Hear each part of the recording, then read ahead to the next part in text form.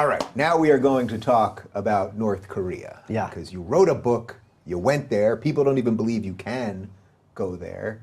So let's just start with that. How does one even go to North Korea? It used to be legal until Yeah. very recently. I saw my friend, he had gone, he was on Facebook, he met a guy in Burning Man who ran the tour company.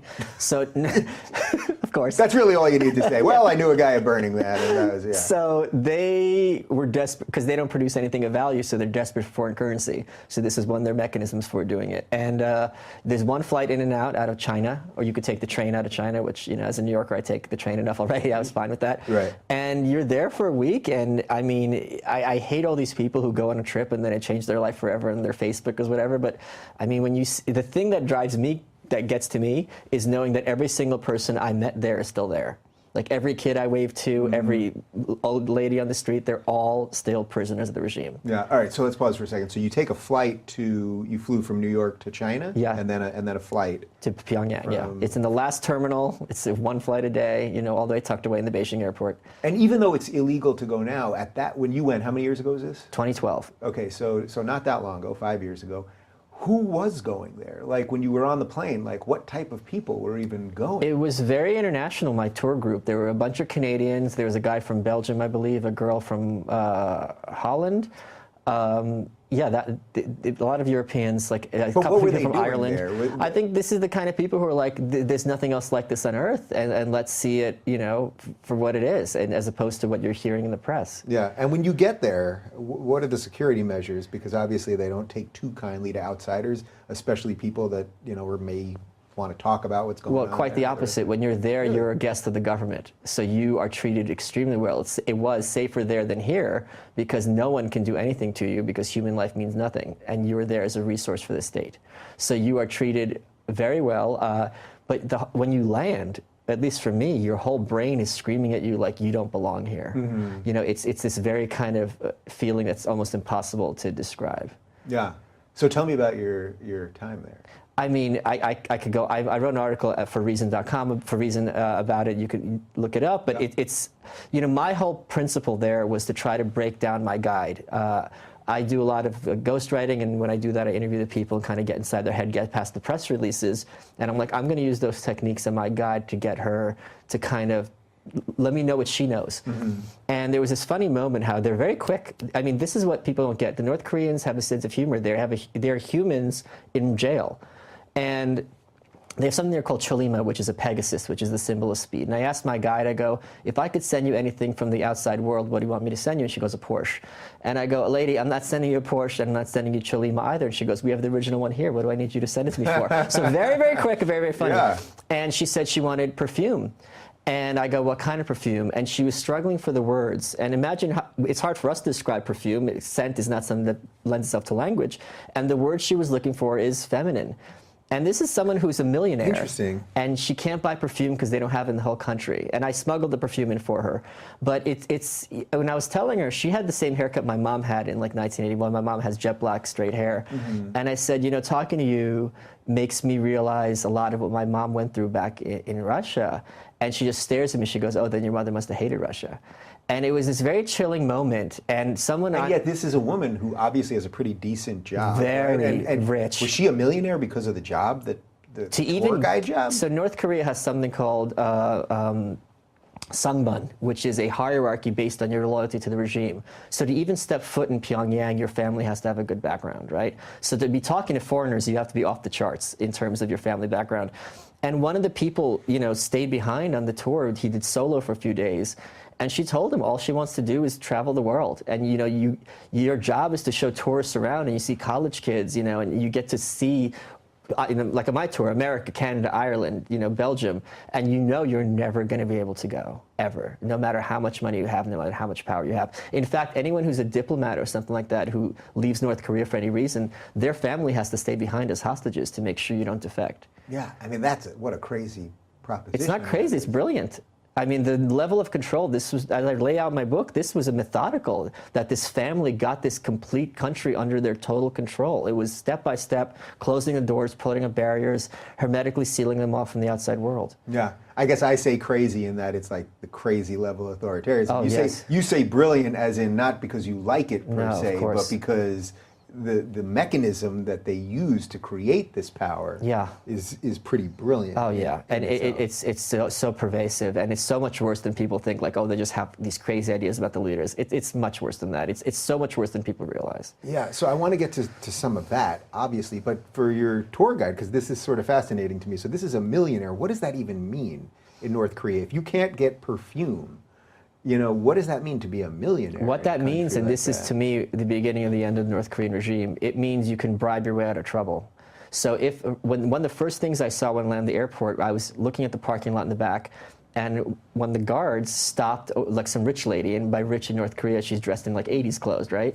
And she's on her cell. And he's basically like, papers, please. And she rolled her eyes at him, didn't even look at him, showed him whatever he needed to, and he waved her off. And as the regime has stopped being able to provide for its citizenry, the corruption has spread throughout the country, which is a great step to bringing down a country which is based on glorifying the government, right?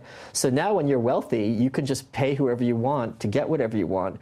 And that is a good step towards getting people in North Korea to realize this is all a house of cards. Yeah, what a fascinating way to look at things. It's like now the corruption and bribery is the good part. Yeah. Because this means that the power is starting to erode. Right. They can't control it anymore. And the best argument towards the earnestness of their propaganda, that the Kim family are divine essentially, is this cynicism. And just like here, realizing what we're being presented to as the overwhelming truth is actually a poorly constructed lie.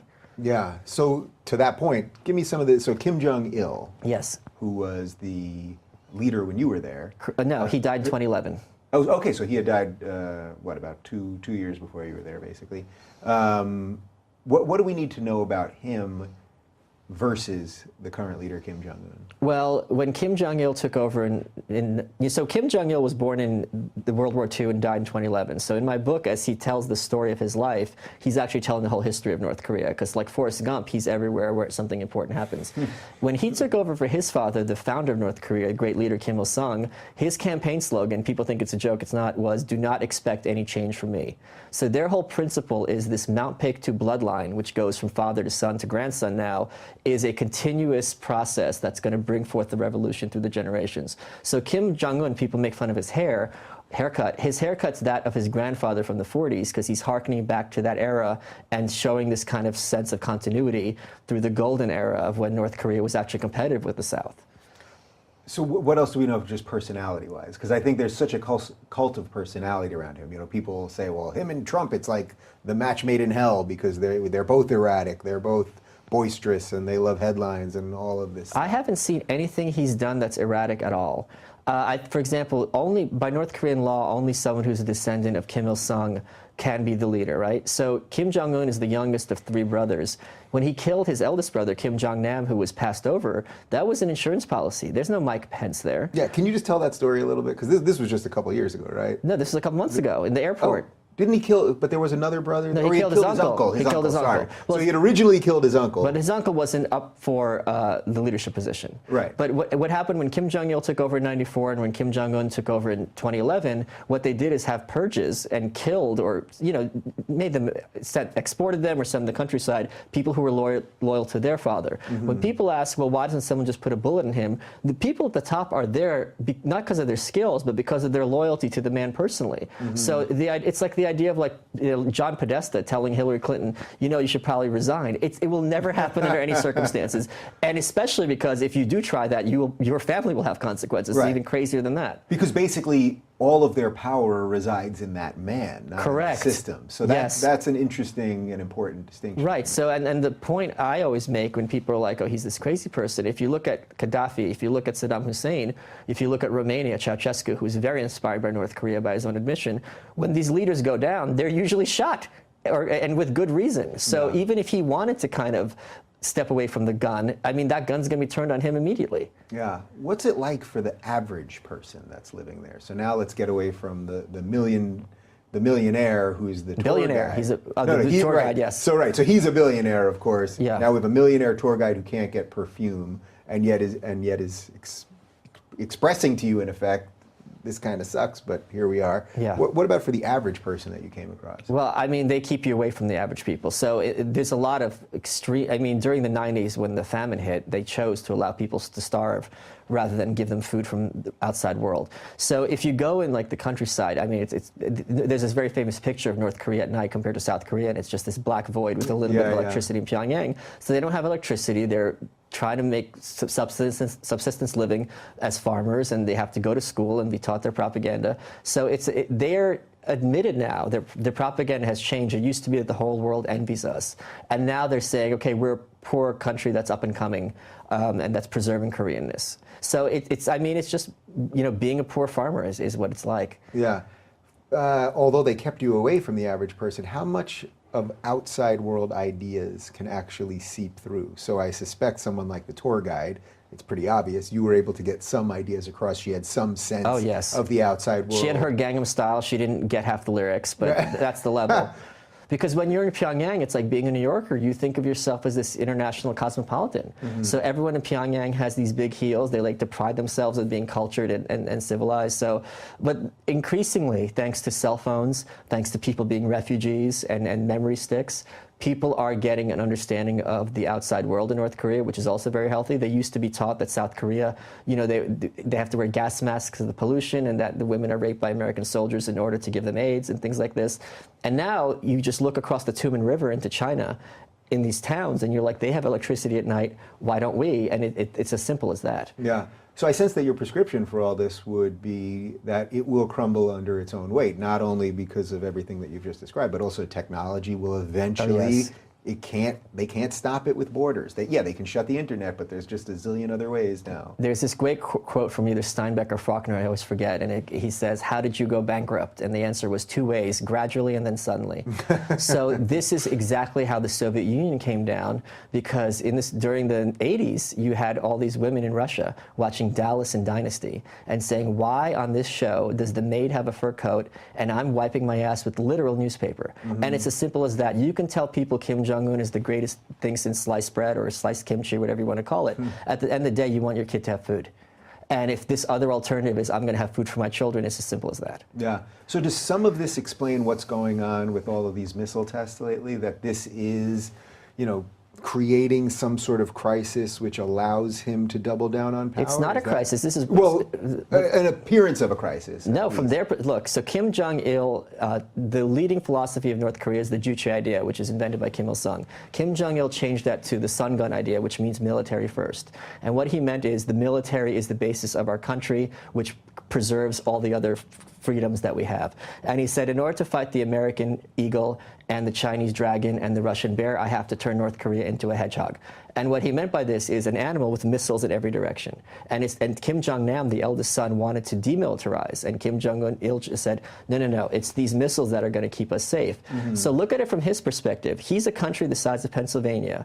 He has gotten the entire UN against him. He's making a fool of America on a daily basis and laughing about it in the photos. And he's saying, look, we're tiny, and look how strong I've made us. And these U.S. imperialists, as they call us, who tried to kill us during the Korean War and are biding their time to come back and kill us all, I'm the one keeping us safe. So it's not even a crisis so much as it's more of our reaction is much more of a crisis because we're all hysterical. And he's like, ha, ha, ha, what are you going to do about it? Right. That's interesting. So our reaction is a crisis because basically you're saying everything that he's doing is very logical within the system that he's doing things. Yes. It all makes sense. So that's not a crisis.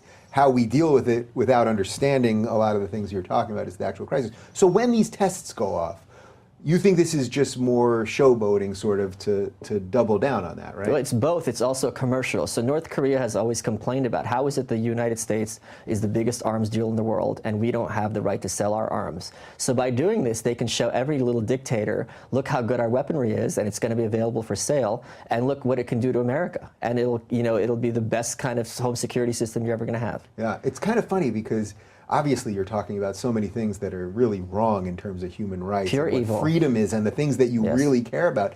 And yet also I can sense there's a certain level of admiration or something for, maybe that's respect. not, yeah, I guess respect for just somebody that created a system that has some value in a bizarre way.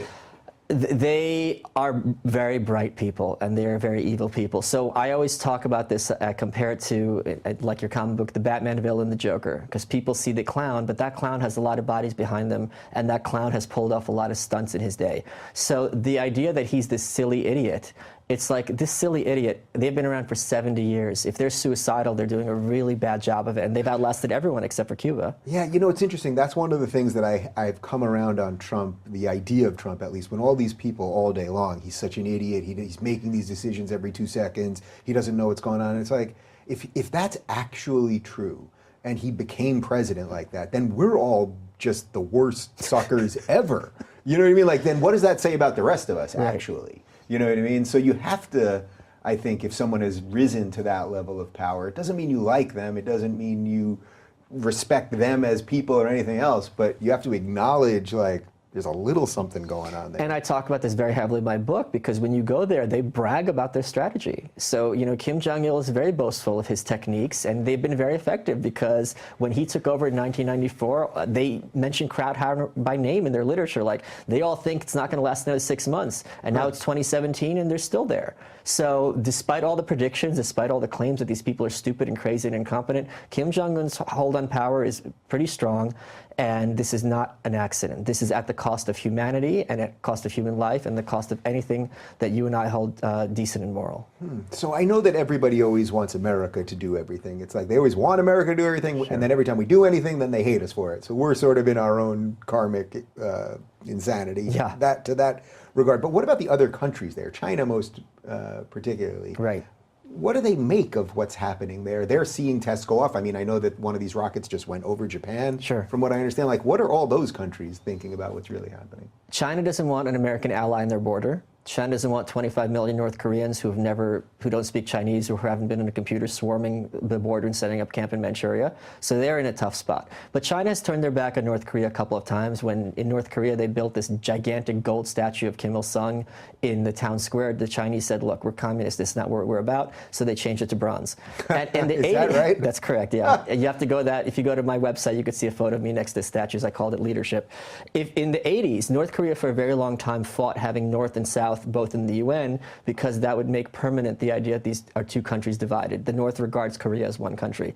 And China in the 80s turned their back on that, and both countries were allowed in. So these were two moments that China has turned their back on North Korea. But at the same time, North Korea just recently, Kim Jong Un pointed out, this latest was a hydrogen bomb was made using homegrown ingredients. That's their way of saying, you can sanction us, you can make exports illegal, we can still build them, and there's nothing you can do about it. He just had a storage of, like, was it 1 million gallons or something of oil, pointing out, even if you seal stuff from the outside world, these tests are going to continue, even if China turns their back on us. Yeah, so was this hydrogen bomb test a true game changer in your mind because of that?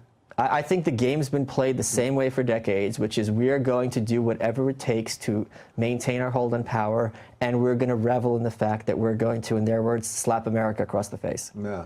And then at the same time, in a weird way, they can do whatever they want, because, as you just said, China doesn't want them collapsing and then having to deal with either a migrant crisis or an immigrant crisis or any other military crisis that's going to come. And they're all taught, as soon as things go bad, you've got to hit Seoul as hard and fast as possible. Now, the imagery, if you think that of nukes, the imagery of a city like Seoul, a city of skyscrapers getting hit by missiles, is apocalyptic. Yeah. If you were a South Korean, what would you think of this whole situation? They don't really, they're fine with it. They've been living with this for a very long time, and this is not freaking them out. So I ran into some South Korean tourists, and they didn't really even know who Kim Jong-il was. So this is how little they care about the North. And it's actually very sad when a lot of North Korean refugees make their way to the South. They're treated very, very poorly due to their accents and so on. And in fact, they're short. I don't know what I would make of the situation. Probably I'd feel even more kinship. I feel a lot of kinship toward the North Korean people because, again, it's some parallel to what my family went through. I think I'd feel that even more if I was living in the South, especially if I was meeting these refugees and interacting with them. Yeah. It's just heartbreaking. All right, so to sort of wrap up the military side of this thing, so when we hear all this back and forth these days and we hear about the hydrogen bomb and everything else, I sense basically you think that this is probably just posturing on both sides and nothing really is going to happen. I think we're playing chicken, and both cars are going at each other at the speed that they can, and it's going to be a question of who blinks first and what it's going to take to blink. Wow, so that's a lot scarier than my question. Yeah, it's not just I mean, he is militarizing and building up these weaponry. That's not just posturing. Yeah. All right. So then, as someone that I think basically, did you vote for Trump? I don't believe in voting, no. Okay. So, but as someone that I think basically likes Trump, you've explained why you. I also liked Hillary because she destroyed healthcare for a generation. I mean, if you look at Nixon and how much he brought leftist ideas into power, an incompetent foe is very, very useful. You couldn't have had Obama without Bush, right? So everything she's touched, she's such a walking calamity, she almost lost the primary to someone who wasn't even in her party. So she would have done great things for the right if she had been president. And you certainly couldn't have had Trump without Clinton. So Correct. It does kind of right. make sense. That being said, as someone that basically likes what's happened to the system because of Trump, do you think Trump has the capacity, either mental or otherwise, to deal with this game of chicken? Or is there someone else that you would have preferred? That I don't think anyone has a good answer to this issue, including me. But I'm very heartened by hearing Rex Tillerson and Mattis and all these other people saying, and Bannon recently said it, you know, he goes, we all know that military conflict with North Korea would be absolutely catastrophic. You hear some conservatives saying, Kim Jong Un insulted us, so therefore we should bomb this country into oblivion. You're going to take the moral high ground and kill 25 million slaves because someone insulted you? No. Go to hell. So there's a very strong understanding in the White House that military conflict would be the worst possible course. Yeah. Which I would never want, but I always think it's interesting how anytime someone says something about the military, I mean, the average person, I think, doesn't understand what deterrence is anymore, or just doesn't understand what some posturing is or what public statements are. So they make it seem like anyone who ever says anything about the military, or we might do this, or all options are on the table, or whatever, that they're automatically the warmongers. Right. And in effect, it's almost completely reverse, actually. We saw this just recently. So North Korea said, we're bombing Guam in August. Yeah. And Trump went on TV and said they're going to face fire and fury like the world has never seen. And Chuck Schumer, who doesn't know anything about this issue, and I don't blame him, was like, this reckless rhetoric isn't helping. Guam's still here. Yeah. So obviously when you're speaking to someone on their level, they're going to have an ability to communicate with you. And it worked. How do we explain that concept to people? Because it's one of the things that drives me crazy more than anything else when you see this. Because if we were just saying all the time, we're never going to do anything, you can do whatever you want, and blah, blah, blah, even though I'm not an interventionist by nature and all those things, but it just doesn't really encompass anything that's even how humans react to each other. I think most people, let's say 90%, are complete and capable of empathy, by which I mean understanding things from other perspectives. You know, my whole book was about North Korea's perspective. I think they think, this is how I act in my normal life, therefore this is how you should act on a world scale. It's as simple as that. Yeah, and we got to get those two things to match up a little bit more. Or we got to stop relying on the masses to make our choices. Which is also a sort of scary proposition in a way, don't you think? No, it's the opposite of scary. What do you mean? Well, that you want some input from your populace as opposed to some, so you'd prefer, so at the end of this anarchist view, you'd prefer that just some elite. It's not some. It's like this. My rights are not up for discussion, let alone a vote. So as soon as we all sit down to discuss it, I've already lost. You are entitled to your religion. You're entitled to your life. You're entitled to raise your kids as much as you want. I don't know you. I don't want to know you, and I don't care what you think about anything. And I'm not interested in persuading you. I'm interested in stopping you from implementing your ideas on my life and my person. Right. But what is that in real world sense? What does that mean for if we were to just apply all of that to America in 2017? What does that mean? It means freedom. No. I get it. I get it on the intellectual side. Truly, I understand what you're saying. But in terms of how we would change the government right now, it's happening now, making political discourse impossible, making it impossible for any bills to pass ever. But then what's that? Oh, because you'd argue then that basically the government becomes sort of just irrelevant altogether. It's stalemated, really yeah. And you'd want to live in this sort of endless stalemate because basically it would allow us all to just turn back and rely on ourselves?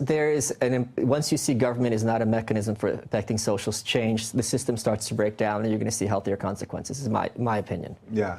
Can you give me an example of where that, I guess so what you're saying is that's what happened sort of in Russia.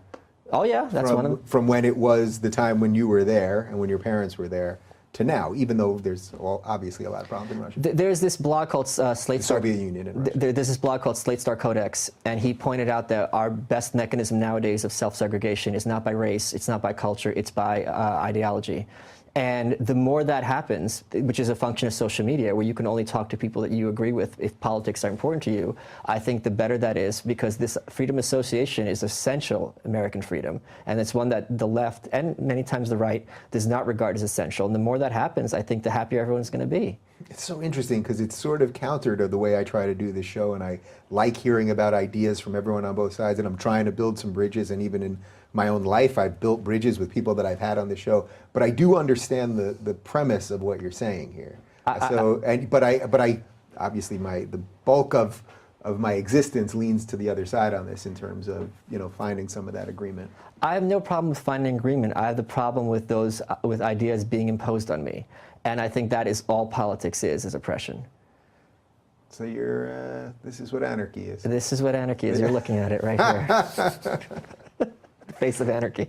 You mentioned that some of the people get out of North Korea. Just to quickly go back to that, because I don't want to lose that. Who actually gets out? How do they actually do it? Well, one of the great things, and this just shows the evil and the brilliance of the regime, when they were unable to feed the border guards, if you bribe the border guard, they'll let you go. Now, what the regime has smart enough to do is they allow the border guard to keep the bribe as long as they turn you in. So, but this was a very big mechanism. People crossing the Tumen River is very shallow between North Korea and China. So people in these border towns would go into China all the time.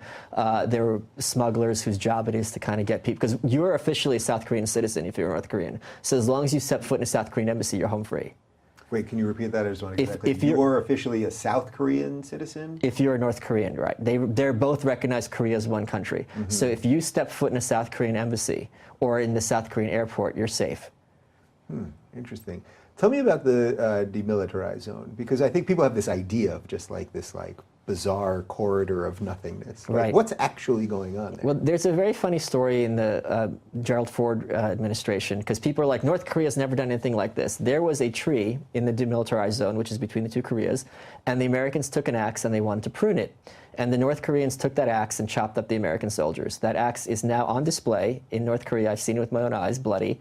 And the Americans came back with Operation Paul Bunyan, and they had a huge force, and they pruned that tree, and they left the stump just as a finger to the North Koreans. So there's been a lot of all these conservatives on the air who are like, they've never seen anything like this. You have. They've captured USS Pueblo in 1968. It's still there. They killed one of the crewmen. But when you're at the DMZ, I mean, you got the North Korean guards staring at each other. You have the South Korean guards. It's kind of it's funny coming in from the North Korean side, you know, and seeing it. But it's the most militarized border on earth. It's like full of landmines. But the North Koreans would plow right through it if they wanted to invade Seoul in seconds. How big is it actually? Well, what is it? It's just a strip. It's like there's like a strip. There's like I think 5 buildings, 2 of which are north, 2 are south, and 1 neutral. Yeah. It was kind of closed down for repairs when I was there. And the north, there's this big hulking brutalist building that you get to look out of the balcony and look into the south from. And everyone has all these cameras pointed at each other. Yeah. I feel I should ask you for a few predictions on some of this stuff. On North Korea? Yeah. I think we're seeing the beginning and the end. And I think Kim Jong Un, even just given his age, is nowhere near as smart as his dad. I think he's freaking out. I think Otto Warmbier was a very big mistake on their part. And I think Trump cares enough about human rights and is reckless enough in a sense to be like, all right, I'm going to see the end of this regime before the end of my presidency. At least that's what he says. Yeah. All right, now a little prediction on America, because we've got some of this stuff happening too. Yeah, I think some things of our internal chaos happening right I think now. there's going to be more chaos. I think it's the healthiest thing possible. I think the right has now understood the rules and is exploiting them to their advantage. For example, I talked when this Kathy Griffin thing hit. I talked to a lot of my buddies on the right, and I'm like, how are you offended by this when you put up all these awful memes? And they go, we're not. This is a scalp. And they got her. A week later, they got Reza Aslan fired from CNN. So rather than having this old conservative model of Buckley, who is the great villain, standing athwart history yelling stop, it's like, we actually want to stop. We actually are going to do something about it and force people to kind of have casualties on their side. And I think Bannon's strategy, which he kind of let slip, is the more we make this a cultural fight, the more they're going to lose, because the more they're going to get into hysteria. Now, here's an example of that. For decades, you know, as I said earlier, calling someone a racist is an effective mechanism, because most people are scared that they're racist in the sense that if you meet someone from another country, you don't want to offend them accidentally. It's a problem. Yeah. No one is scared that they're a closet Nazi. No one is scared that they're a closet white supremacist. So if you're telling the layman, you know, you're a Nazi, it's like, my grandfather fought, like, what are you talking about? Yeah. So that even though the rhetoric has escalated, the effectiveness has decreased. And in my view, this is a sign of them freaking out that they've lost control of the megaphone. Yeah, and I have hit this point a couple times on the show that the desperation is why we're seeing the violence, because they've lost the ideas. You know, again, to reference the Ben Shapiro at Berkeley thing, there were signs up about we don't want white supremacists on campus. Ben Shapiro, an Orthodox Jew, who gets more online, I think they've measured it. He's gotten more online hate from the alt-right or whatever that thing is than anybody. And it's like, he goes to show up there to give you some basic conservative views, and we're saying we don't want white supremacists here.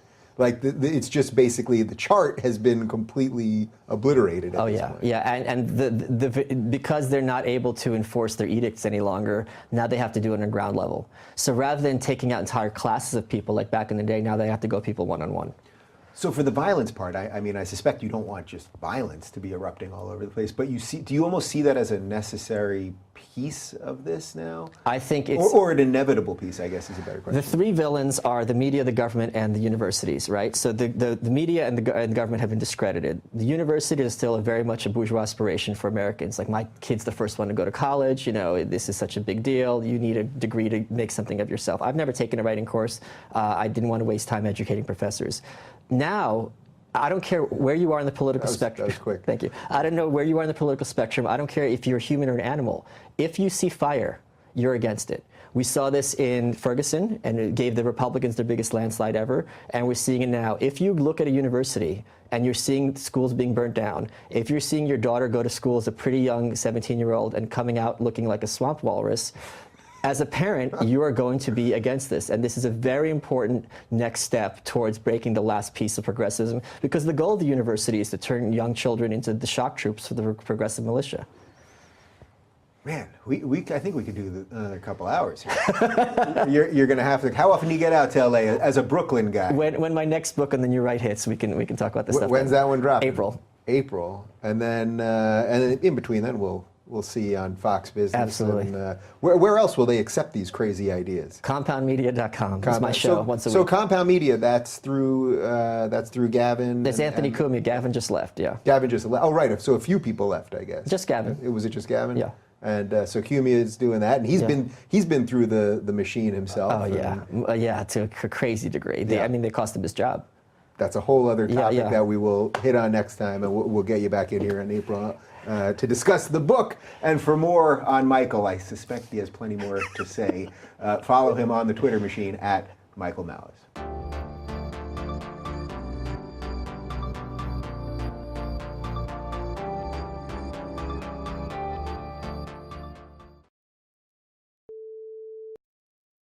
How did that happen? My friend Ed, who I went to college with, likes to travel the world, and I was looking at Facebook one day and I saw his dim-witted grin in Pyongyang in front of tanks and missiles, and I got on the phone with him and I said, "Listen, dimwit." Well, in my defense, the reason I feel comfortable calling him dimwit is because when I was in college, he spread the rumor to everyone that I had AIDS.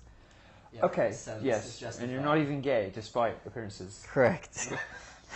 Thank you for saying I dress well. Yeah, you do. So I called him and he goes, "It's legal, anyone can go." So there are a couple of tour groups, and because I am Jewish and because I was born in the Soviet Union, these were two chances for me to have been, or my family to have been sent to a concentration camp. So I said, I want to see what it's like to live in a country like this. North Korea is one of the few places on earth where they have camps. You could see them on Google Earth. And I went on that trip, and it was, to sound banal, but to be honest, it was absolutely life-altering.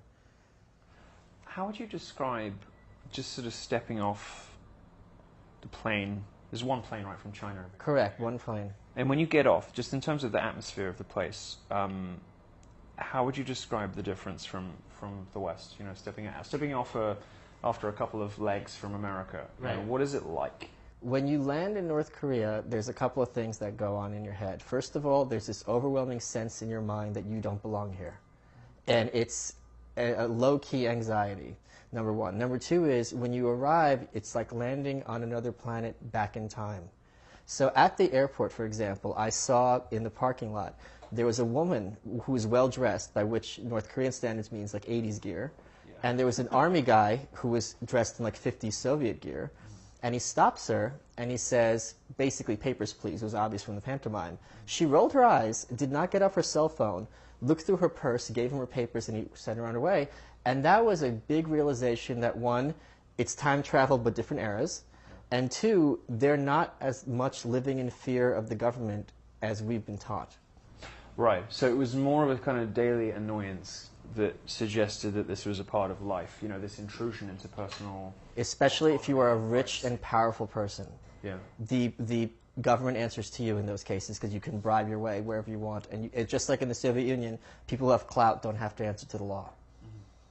I suppose what most people want to know when they are looking at headlines, you know, these sort of overheated headlines about Trump issuing, you know, spirited tweets, and whichever Kim Jong. You're going to have to talk me through the hierarchy in a second.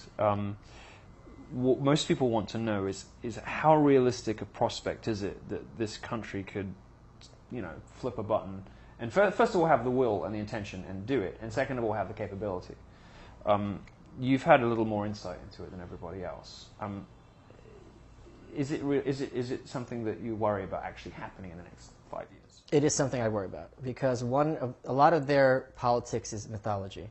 And one of the myths that I talk about in my book is they're discussing why would Kim Jong-il, who's Kim Jong-un's father, take over from his father, the great leader Kim Il-sung, the founder of North Korea.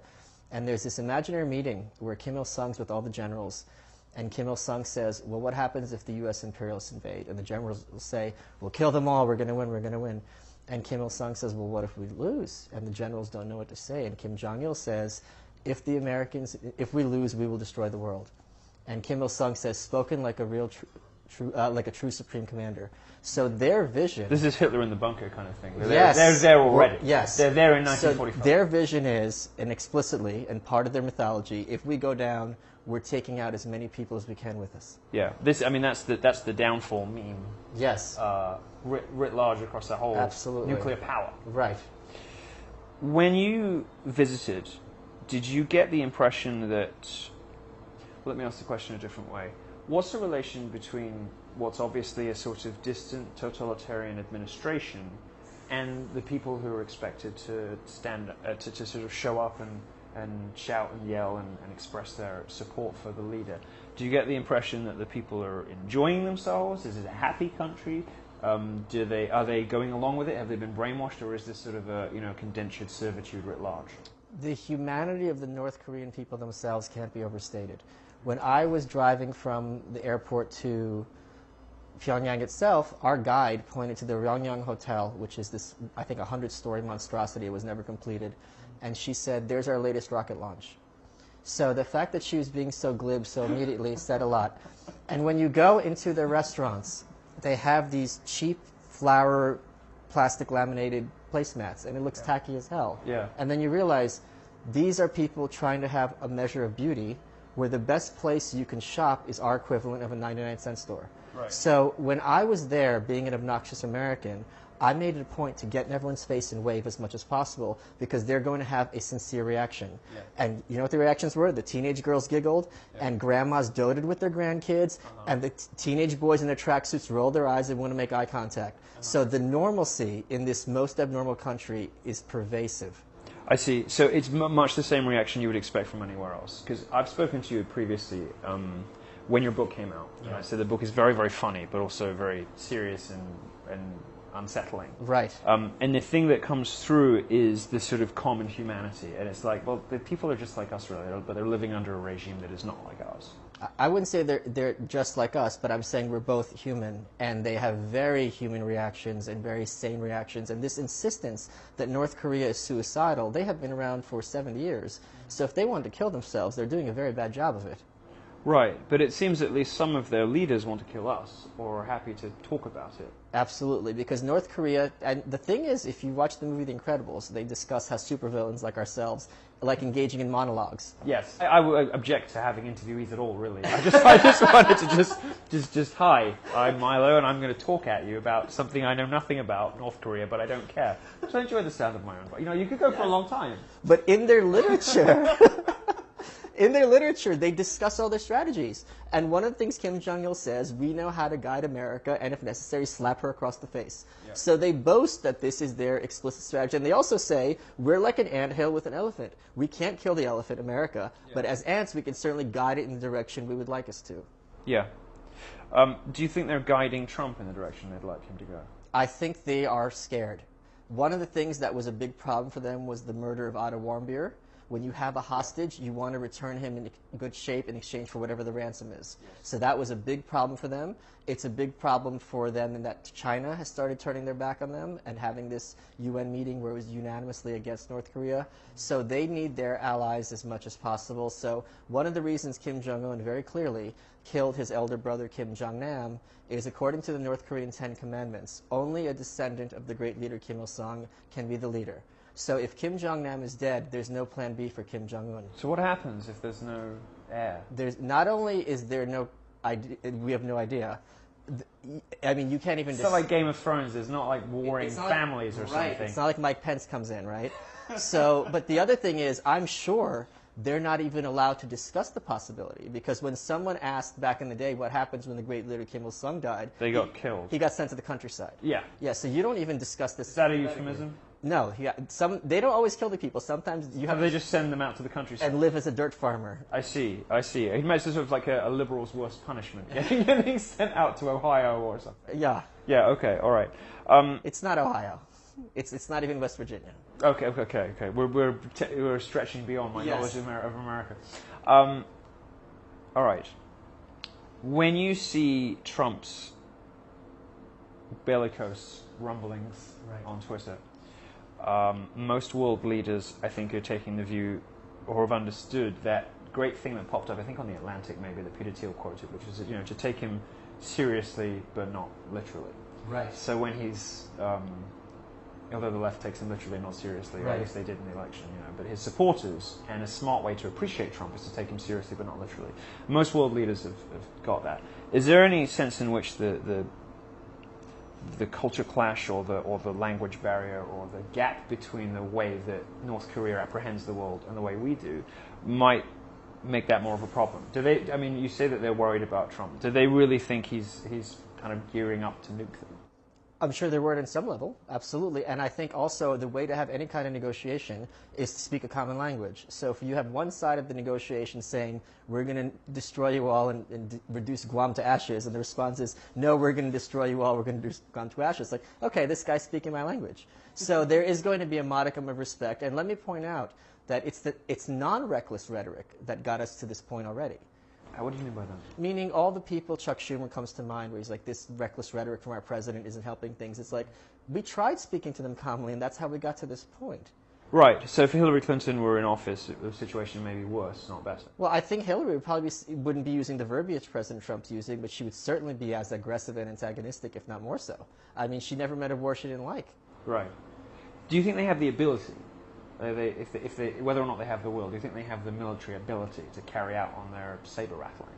Yes. So North Korea has the 4th largest military in the world. Seoul is directly south of their border. Don't they have those parades where they have like the fake Moabs, like the empty shell? There are fake, but they also have plenty of real military. And if you want to imagine a vision of Seoul, a city full of skyscrapers getting hit by missiles, it's like the film Independence Day. It's a complete nightmare. Yeah. So they can definitely do a lot of damage. They have the largest subterranean infrastructure of any country in the world. The people have been trained from birth to prepare for an invasion. So they can really do some bad damage on their way down. Would you describe the atmosphere in the country as one of pervasive paranoia, or is it something else? You say people are sort of trained to expect an occupation or an invasion or something from birth. Is that something that hangs heavily in the air? I was born in the Soviet Union, raised in a Soviet household. Paranoia is part of this culture, and in this way. Everyone in North Korea is slotted into a group, whether your school, your neighborhood, your office, and once a week you have to get up in front of your team and say, this is what I did wrong this week, and then they have to say what they saw you doing wrong. So you have to be paranoid because everyone by law is watching everybody else. Right. I mean, this is like close to Orwell stuff, you know. I actually got my guide to admit that she loved her big brother, because she has one, and she didn't know the reference, but it was my little your little humor. mean Yeah. mean little moment. But at the same time, my guide, I asked her what do you want me to send you something from the outside world? And she said, perfume. Because they don't make it, so therefore you shouldn't have any. And she struggled to find the words to describe perfume. There's no North Korean perfume. Correct. Yes. Or I'm sure it's absolute garbage, right? So the word she was looking for was feminine. And I smuggled some in for her, so she deserves to smell nice. All right, she's probably dead now. No, she's not. I keep track on her. I'm fascinated by, you occasionally see these stories of people who get out. Yes. Who escape. Yes. And they go via China, and then they go back to South Korea. Right. And how would you describe the difference between those two cultures? Because, people arriving in one from the other. Yeah. What would they experience differently? First of all, how would you landing in South Korea? What would their impression be? What would go through their head? First of all, that everything they were taught is a lie. Second of all, the people are friendly. However, they're treated very badly in the South. They have to lose their accents because South Korea is very hierarchical, and the North Korean accent has been described as guttural. When I asked a Korean refugee what's the American equivalent, they said someone from the Deep South. Now, someone from the Deep South comes to a meeting in New York and tries to show up for a job. Right away, they're being dismissed. So it's a very tragic situation for them in South Korea as well. Because this is all socially determined. Because as a European, I think the Southern accent in America is beautiful and intoxicating. But and I'm sure there's I want to be surrounded by it. But there are, of course, inner city accents in England. And maybe some from Birmingham, Newcastle. Manchester, Newcastle. It's just like right. Yeah. No, we will have it. Like it's in us. Okay. Okay. So there's a little snobbery in the. It's a lot of snobbery. It's the highest per capita plastic surgery in the world. In South Korea? Yes, North Korea talks about this constantly.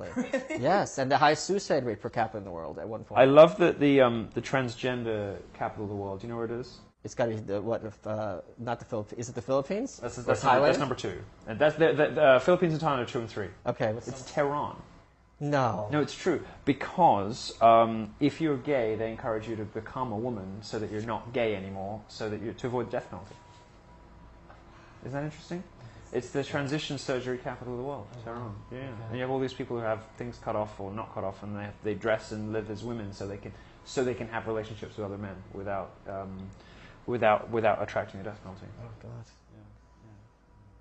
Booking a plane ticket. It sounds so exciting. Good old days when it was forbidden and naughty. All right. So let me ask you something about. It's amazing to Americans who are so hyper-connected with everything to understand a country where information is so tightly controlled. Right. So it's difficult for us with all of the excesses of Google's gerrymandering of search results and the overreach of government, all the rest of it. We still basically can get our hands on whatever we want and basically can read whatever we want, for now at least. Mm-hmm. It's difficult for Americans and for Europeans even to understand what it's like in a country where you just can't order a book you want. You can't access it. Or know that the book exists. Right. When North Koreans want to smuggle something in, what is it that they want? What books do they want to read? What movies do they want to watch? They want, just like the masses anywhere, they want trash. Really? Yeah, they want trash. So no high mind. There's no like massive black market in copies of 1984. They just want to watch, the Transformers movie. And 1984 will probably get them in a lot of trouble because it's political. So there is a hierarchy as to what, like, for example, the worst thing you could have is a Bible or something criticizing the leaders. Uh-huh. However, if you're caught watching some trashy soap opera, the cop who busts into your house might join in and watch the party. Whereas if and then take the tape with him and right, exactly. But if he comes in and you're watching anti Kim Jong Un propaganda, he has to put you in the camps, or else he's going to be in trouble. Let's talk about the camps. You mentioned concentration camps earlier. How close is what happens in North Korea to the stereotypical impression of a let's say a Nazi death camp, at Auschwitz or Bergen-Belsen or something? Like how serious are we talking in terms of concentration camps? There are different degrees of concentration camps in North Korea. The thing about North Korea is the great leader Kim Il-sung said, class enemies must be exterminated to 3 generations. Right. So they take your whole family, and you often don't know who in the family got you sent to the camps. It's not like there's a trial. Oh, I see. So if your aunt's brother's cousin's husband had a bit of... Something. Something. Yeah. So what happens is, in the camps you have a quota. And if your whole family has a quota. If you kill yourself, your family has to do your work for you. So even death is an escape from these people. And we have seen things that we haven't seen with the Nazis. For example, within the camps there are punishments, and you have things like men being sent into mines and never seeing sunlight again, so their skin starts to slough off from vitamin D deficiency. We see people losing limbs all the time. And the other thing, unlike the Nazi camps, people are sometimes freed. They're sent there for a finite amount of time, and then they return to North Korean society. So they can go back and tell people how bad it was. But they're not. They signed basically a non-disclosure agreement.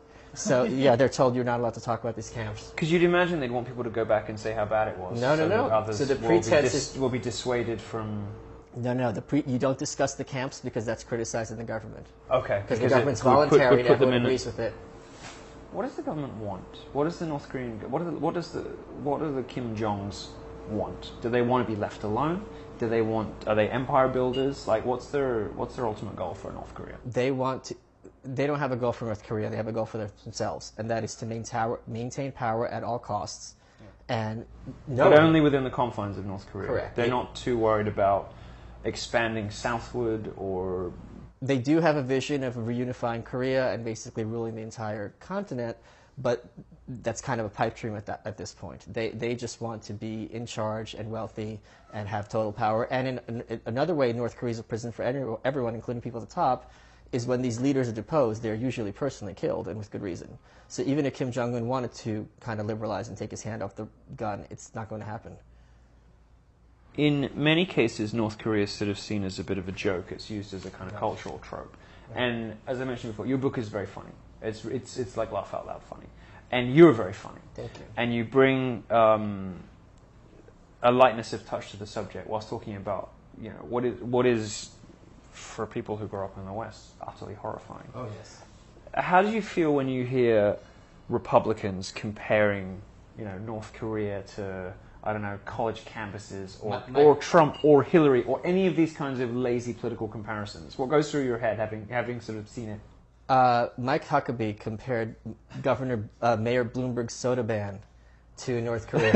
Yeah, and I thought that. You should be taken to a cannon and shot into the sun. I mean, it is so lazy and so unconscionable. Just over the weekend, the Libertarian Party tweeted out comparing North Korea to us because they have a weed smoker's paradise. And I just tweeted back, I said, you are beyond reprehensible. Didn't someone else do something, like, who was this, that Trump is being less responsible than Kim Jong Un about nuclear threats or something? Some Democratic it's so lazy. And well, I mean, believe that? No, I don't. and the reason I did the book is all the other books out there are so dark and depressing. I thought, okay, if I put this in an entertaining package so people can read it and have fun with it, they're going to get the message because they need to understand what's going on. Well, it's the truth wrapped in a good joke. Yes. Those moments of pathos and gravitas and come out of... Anyone who's seen a great stand-up routine, right, by one of the masters of the art, knows that there are those jaw-dropping moments. Yes, you know, there's that sort of ineffable lurch at some point, like a Larkin poem or something. You know, there's that moment where you're like, ooh. You know? Right. And that your book has that. For example, in the book, when Kim Jong Un talks about censorship and defending censorship, and the point I have to make is, well, you wouldn't have rotten food in the cupboard, right? So what do you need these wrong ideas in the bookshelves? We have the right ideas. It's the ideas of the great leader, so you shouldn't be reading anything else. And it's a funny metaphor, but when you think about what that means in reality, it's a nightmare. But that is straight out of Orwell. I mean, you know, him saying, well, why do you need a word for bad when we've got... When every word already contains its opposite. Yes. It's this kind of weird, cold, otherworldly approach to something very human and complex and nuanced of language.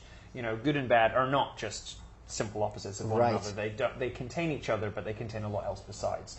And all of those things are cut out along with the cancer. You know? Yes. And it can sometimes. It's so fascinating to me.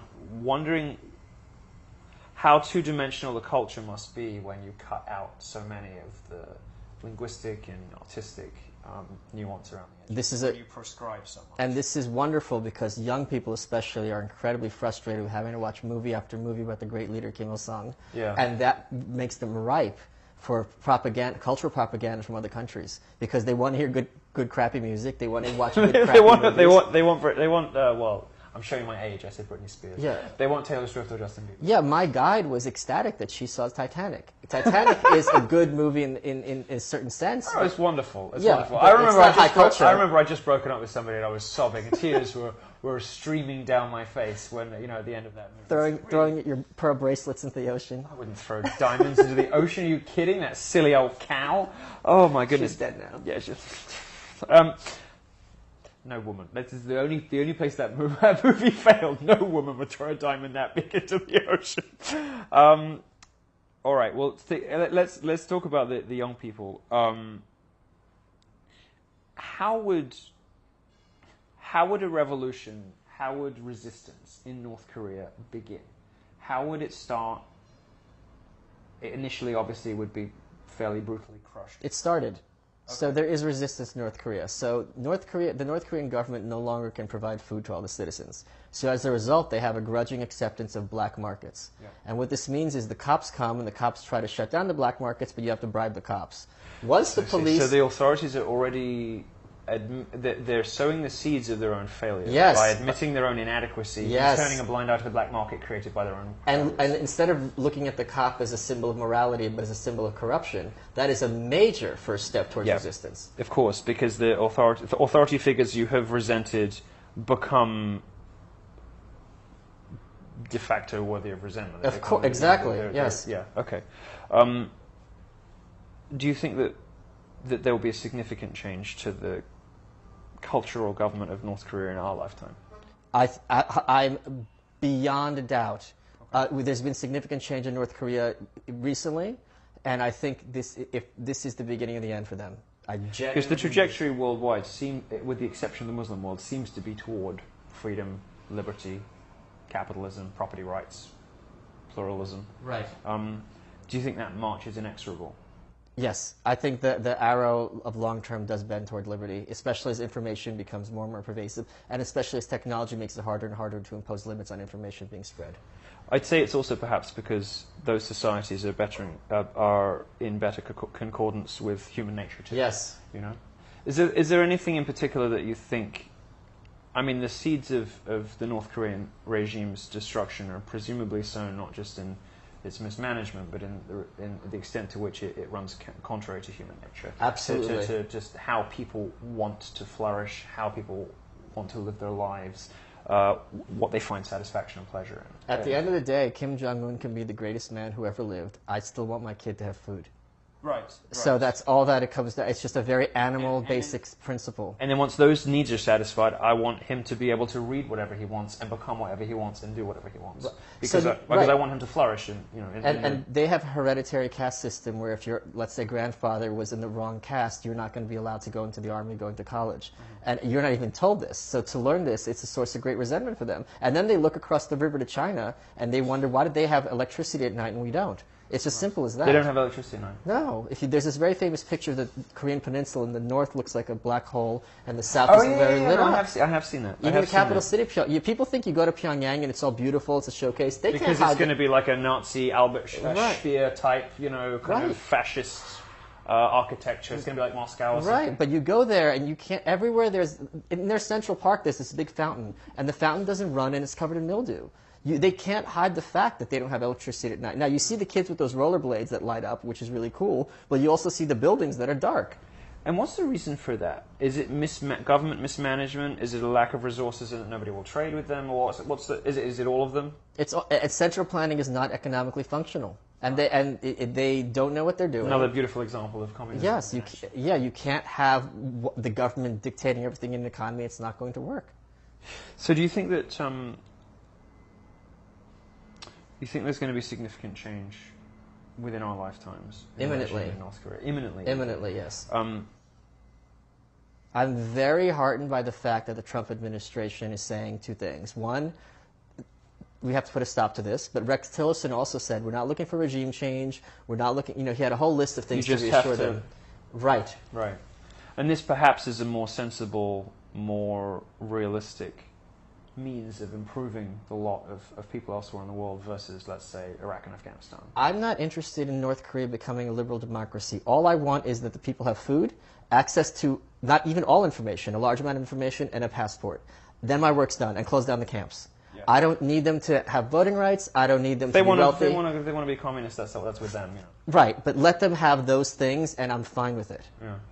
I had an idea to finish up with, and maybe you can tell me if you think it's a good idea or if they're going to send assassins for me. I was thinking, you know, if you look at if the Bible's too dangerous for people, let's send something that the authorities won't have heard of, but which nonetheless celebrates freedom and mischief. So I was thinking of sending copies of my book on air balloons over the border. Do you think it's a good idea? Oh yeah, go for it. I have to get it translated into Korean. It's like, yeah. In English and Korean. It's so end well for everybody. It already looks quite sort of. It's very Maoist. Yeah. My cover anyway, so they're gonna take to it like. It's like a Miami Vice Maoist, right? A little, yeah. It's that little nudge and a wink in the facial expression. Thank you so much for joining us. This has been absolutely fascinating and enlightening. And if people want to pick up your book, just go to Amazon. Go to Amazon, and it was out as of now. It's outselling Obama and Nelson Mandela. It was #1 in presidential biographies. Actually, I had 3 of the top 6 slots of the weekend. Yeah, I can always see it bobbing up when North Korea's in the news again. Yeah, and I'm very grateful because a lot of the people who are on TV speaking about North Korea don't know what the hell they're talking about. So to have someone who's done the work and actually calming down the tensions and take a deep breath is very important to me. Package it entertainingly. I think the reason we enjoy each other, is that we have similar missions in that sense. Absolutely. You know?